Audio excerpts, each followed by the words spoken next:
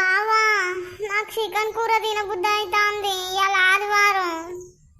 నీ చికెన్ కూర అంటాను ఆవుల మొక్కన్నాను. ఇలా కార్తీక మాసం కదా, తినద్దు. తప్పు తప్పు చెంపలేసుకో. అబ్బా కొన్ని చూస్తే పానం ఆగుతలేదు. ఎదురుగా దీన్ని ఎట్లా నేసి పాడేసుడే. ఇలా సండే కార్తీక మాసం ఒక్క పొద్దు అంటే నాతో అయితలేదు.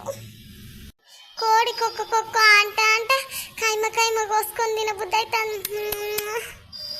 ఎట్లయినా మంచిదే, దీన్ని ఎలా దొరకబట్టి పొద్దెల్లైనా మంచిదే. దొరకదాకా ఎంబడి వాడి కోసుకొని ఆడినాక తినకుంటూ ఊకుంటాడు అన్న మగడు. అబ్బా ఊరిలు ఎత్తానే. కోడి అయితే 2 కిలోలు అసలు ఉన్నది. ఇక దొంగ కోడి తింటే మస్తు మాట్లాడుతుంది. అబ్బో సంబరం అవుతుంది, భుజాలు గుద్దుకున్నట్టు.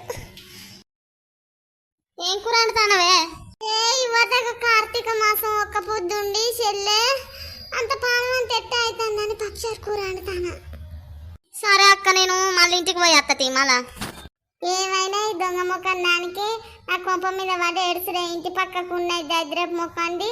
ఏమైనా నా కొంపలేం జరుగుతుందని ఊక తొంగి చూసుడే. నేనేం చెయ్యను.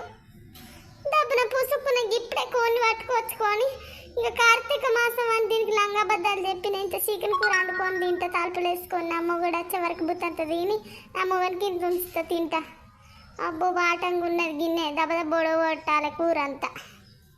కూర కమ్మగత్తాను. చికెన్ కూర వండినవా అని తిందాం పోయే. దొంగ కూర అయితే కమ్మగా ఉంటుంది. వరదాకా ఏందో తిననని అన్నావు. నాకు వేయకుండా తిరుగుతుంది. తింటే పాపం తాకుతా. తిందాం పాయే ఇద్దరం. లాంగ్ వీడియో ఇస్తున్నా, లింక్ చూడండి.